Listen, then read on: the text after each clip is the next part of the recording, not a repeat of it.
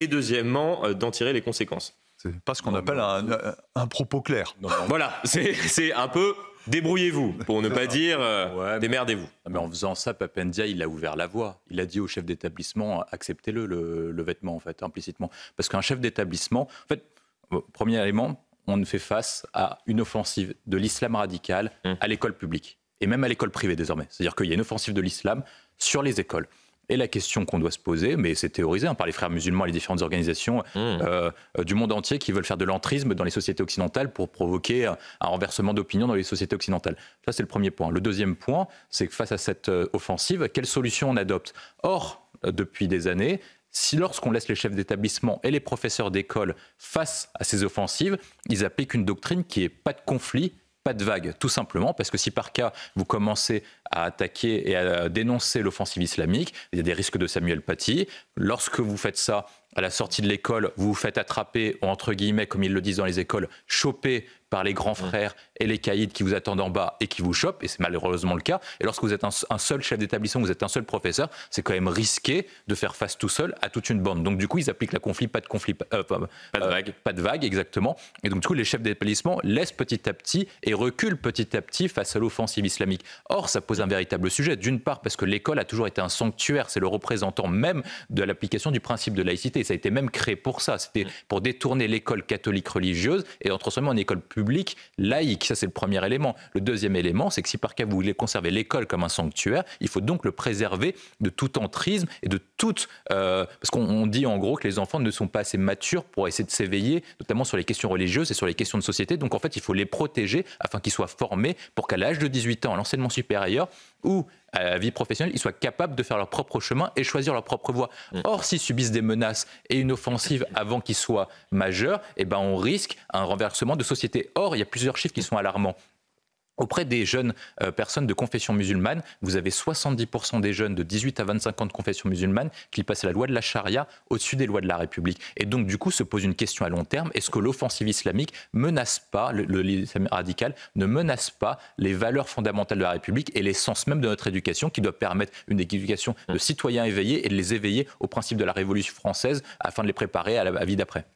Les diffuser telles quelles et changer juste l'année.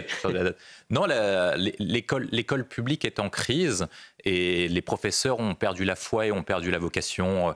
Il y a deux problèmes essentiels. Il y a des problèmes de conditions matérielles, de rémunération, etc., de conditions de travail aussi, parce que les professeurs sont moins bien payés.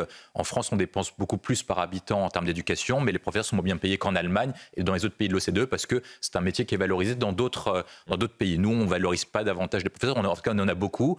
Ils ne font pas beaucoup d'heures de travail en comparaison des autres pays. Et donc, du coup, par conséquent, ils sont moins bien payés. Donc, se pose la question du temps de travail et se pose la question de la rémunération. Mais l'autre point que moi, je vois essentiel, c'est la crise de vocation. C'est-à-dire que lorsque vous êtes professeur, un peu comme lorsque vous êtes policier, vous ne le faites pas pour les conditions de travail et pour le salaire, vous le faites parce que vous avez une vocation, vous avez la vocation de transmettre un savoir, de faire en sorte que les élèves, ils s'élèvent dans la société et puissent accomplir les grands principes de l'école républicaine, c'est-à-dire restaurer le mérite, restaurer l'égalité des chances, permettre de réveiller les citoyens et les former en citoyens éclairés. Et lorsque vous avez ce type d'objectif, est-ce que c'est possible lorsqu'on donne trop de missions à l'école ? Aujourd'hui, lorsque vous êtes professeur, vous êtes quasiment éducateur social, psy, et vous devez assurer la police dans les classes, etc. Donc c'est compliqué pour un professeur de faire ce type de métier. Il a été engagé pour transmettre un savoir, pas pour assurer une multitude de fonctions et transmettre à l'école tous les problèmes de la société. Ça, c'est le premier élément. Le deuxième point, c'est qu'il faut une doctrine claire à l'école. Je pense qu'il faut revenir sur tous les problèmes qui ont conduit à notre baisse dans le classement PISA. Je pense à l'égalitarisme, je pense au pédagogisme, qui ont tué le métier de professeur parce que ça a permis de contester l'autorité du professeur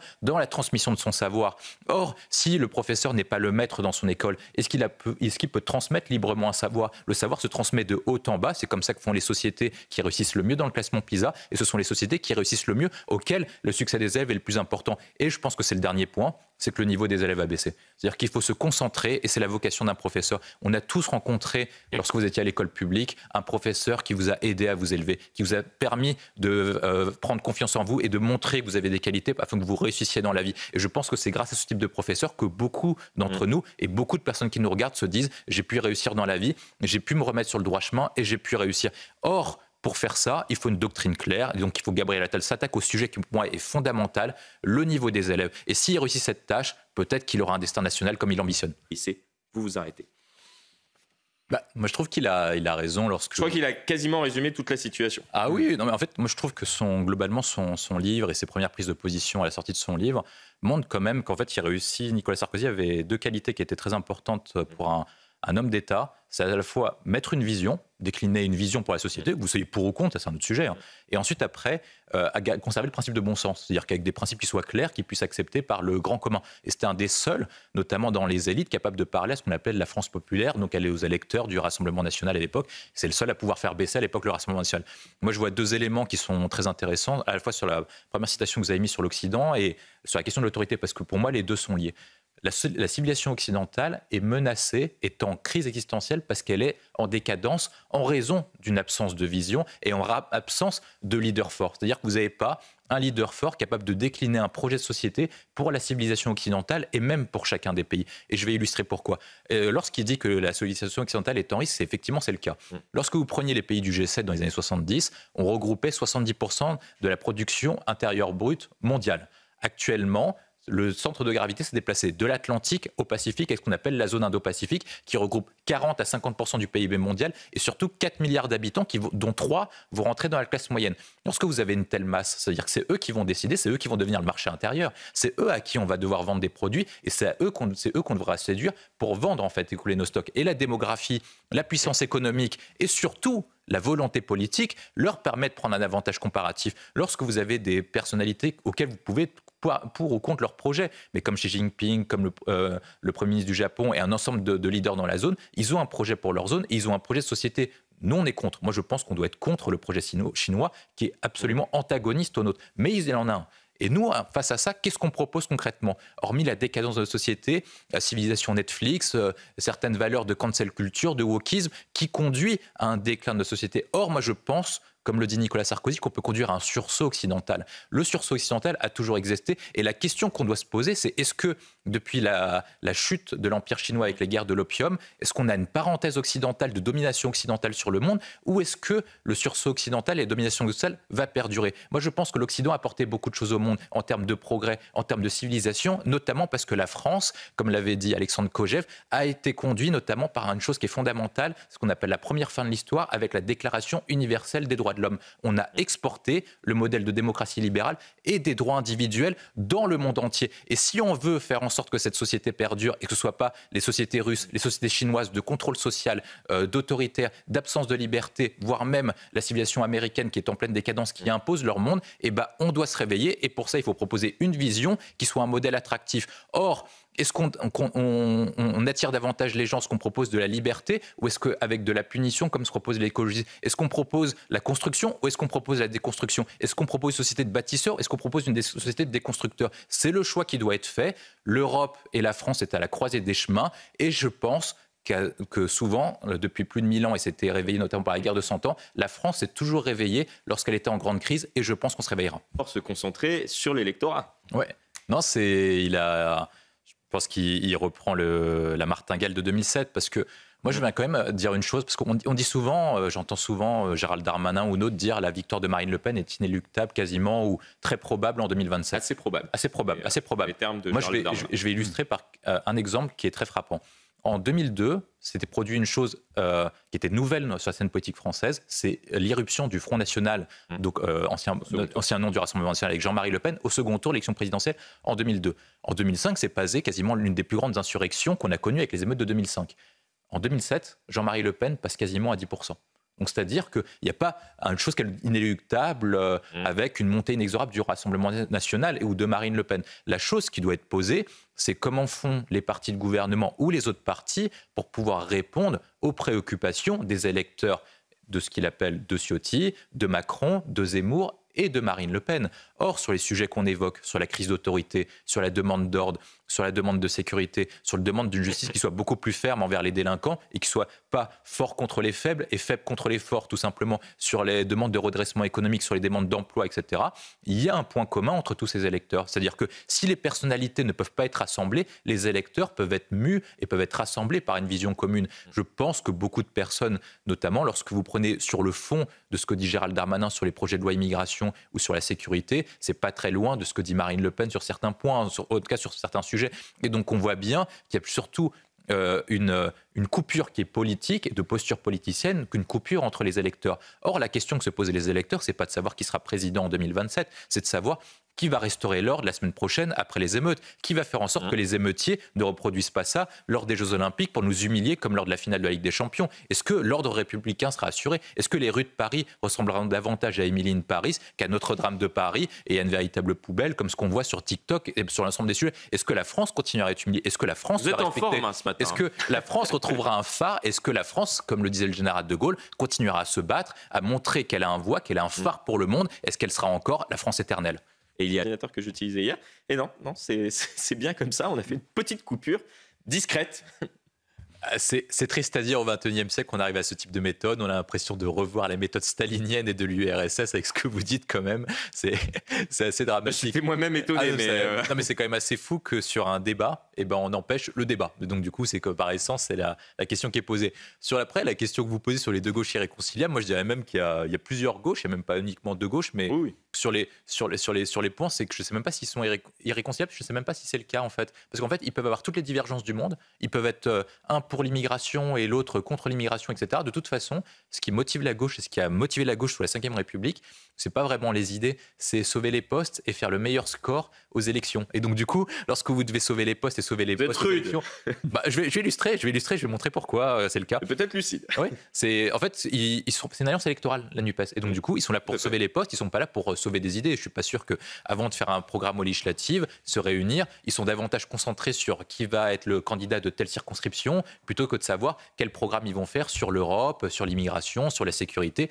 ou sur les questions économiques. Or, depuis le début de la Ve et l'opposition générale de Gaulle, le Parti socialiste et le Parti communiste se sont affrontés que sur la question des postes. La guerre entre Georges Marchais et François Mitterrand, c'était pas sur est-ce qu'on veut davantage d'intégration européenne que devenir eurosceptique. C'est davantage qui va devenir le leader du parti de gauche. Est-ce que c'est la gauche révolutionnaire de Marchais ou est-ce que c'est la gauche socialiste de François Mitterrand? Donc historiquement, c'est ça. Ensuite, après, sur le point, est-ce qu'ils vont pouvoir maintenir longtemps l'attelage? Je pense que c'est une question de stratégie. Et là, il y aura un véritable point et un véritable débat sur qui va être le représentant de la gauche capable de parler à l'électorat le plus large. Vous avez à peu près, je pense, trois gauches. La gauche qui va cibler l'électorat des quartiers, donc la France insoumise, et la France insoumise historique avec le dernier programme de Jean-Luc Mélenchon.